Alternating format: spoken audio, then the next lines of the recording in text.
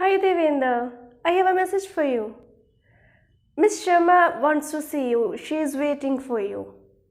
Hi, thank you for letting me know. Where she is? On the library. No, in the library. Sorry, at the library.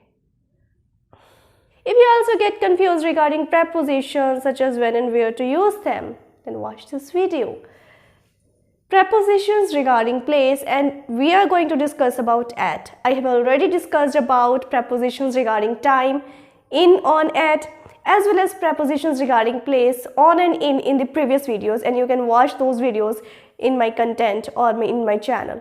So today I am ending this episode with prepositions regarding at. So we use at for the nearby places.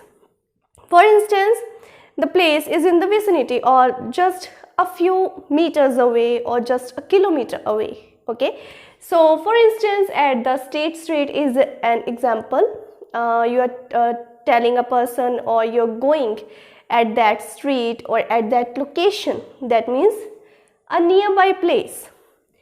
Then is at someone's house. For instance, I'm inviting you at my house. If you live near my area, then I can invite you at my house. For example, you can say if someone needs your help and you are inviting them at your house, then you would say, please visit me at my house, I can help you there. Or the party is at my house, or the party is at Sam's house. Okay, so the nearby place. Then is regarding the location. That means you're telling someone, giving the locations or telling someone about the locations.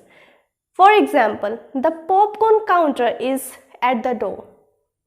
Okay, or your friend is standing at the door.